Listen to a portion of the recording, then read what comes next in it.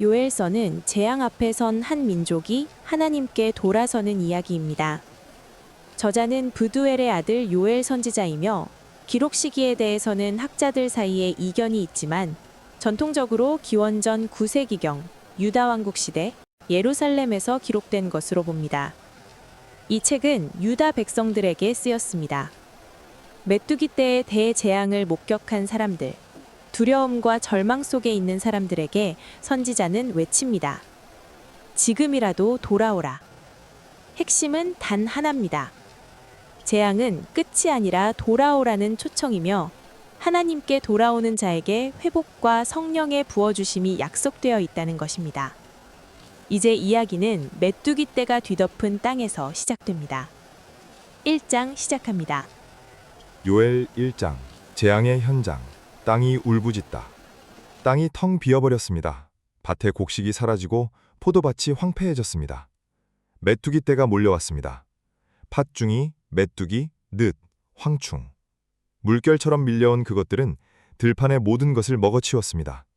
나무 껍질까지 벗겨내고 밀과 보리를 남김없이 삼켜버렸습니다. 농부들은 맨손으로 황무지가 된 밭을 바라보았습니다. 포도 농사를 짓던 이들은 주저앉아 울었습니다. 포도나무가 말라버리고 무화과나무가 시들어버렸으며 석류나무, 종려나무, 사과나무까지 모든 과실나무가 다 시들었습니다. 기쁨은 이미 사람들의 마음에서 떠나버린 지 오래였습니다. 제사장들도 통곡했습니다. 제단에 드릴 소제물도 전제도 끊어졌으니 성전문은 열려 있었지만 드릴 것이 없었습니다. 팥중이가 남긴 것을 메뚜기가 먹고 메뚜기가 남긴 것을 늑이 먹고 늑이 남긴 것을 황충이 먹었도다. 요엘 1장 4절. 선지자 요엘은 이 재앙 앞에서 백성들에게 말합니다. 들으라. 이것을 내 자녀에게, 내 자녀의 자녀에게 전하라. 이런 일이 있었다는 것을. 재앙은 그냥 자연재해가 아니었습니다. 하나님의 부르심이었습니다. 백성들은 눈에 보이는 재앙만 바라봤지만 요엘은 그 뒤에 서 계신 분을 바라보았습니다. 재앙 너머에는 이보다 더 두려운 날이 다가오고 있었습니다. 요엘은 그것을 여호와의 날이라고 불렀습니다. 요엘 2장 경고와 촉구. 마음을 찢고 돌아오라.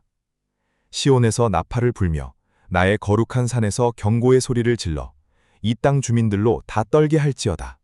여호와의 날이 이르게 됨이니라. 이제 임박하였으니. 요엘 2장 1절.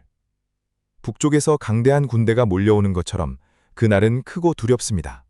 어둠과 흑암의 날, 이른 새벽 산 위에 퍼진 안개처럼 수많은 군대가 온 땅을 뒤덮는 날입니다. 불이 그들 앞에서 사르고 화염이 그들 뒤에서 타오릅니다. 그들이 지나기 전 땅은 에덴 동산 같았으나 지나고 나면 황무한 광야가 됩니다. 어떤 것도 그들을 막아설 수 없습니다. 그러나 하나님은 심판의 선언 앞에서 먼저 돌이킬 기회를 주십니다. 요엘이 외칩니다. 금식을 선포하라. 성회를 열어라. 장로들을 모으고 어린아이도 젖먹이도 신랑과 신부도 모두 나오게 하라. 제사장들아, 성전과 제단 사이에서 울며 부르짖어라. 슬퍼하는 것으로 끝이 아닙니다. 하나님 앞에 나아가야 합니다.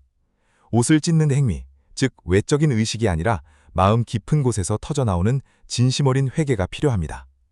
너희는 옷을 찢지 말고 마음을 찢고 너희 하나님 여호와께로 돌아올지어다. 그는 은혜로우시며 자비로우시며 노하기를 더디하시며 인애가 크시사 뜻을 돌이켜 재앙을 내리지 아니하시나니.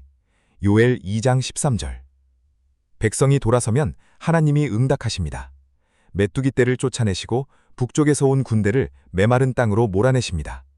황폐했던 밭에 다시 이른 비와 늦은 비가 내리고 창고가 가득 차고 잃어버린 세월을 되돌려받습니다. 내 백성이 영원히 수치를 당하지 아니하리라. 이것이 하나님의 약속입니다. 요엘 2장에서 3장. 성령 약속과 최후 심판. 성령이 임하고 마지막 날이 오다. 그리고 그 회복은 단순히 곡식이 돌아오는 것이 아니었습니다. 하나님은 더 크고 놀라운 것을 약속하셨습니다. 성령을 부어주시겠다고 하셨습니다.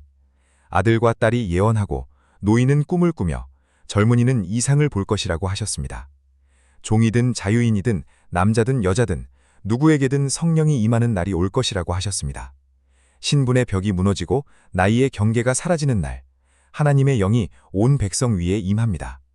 그 후에 내가 내 영을 만민에게 부어주리니 너희 자녀들이 장래일을 말할 것이며 너희 노인은 꿈을 꾸며 너희 젊은이는 이상을 볼 것이며 그때에 내가 또 내 영을 남종과 여종에게 부어줄 것이며. 요엘 2장 28절, 29절. 이 말씀은 훗날 예루살렘에서 그대로 이루어집니다.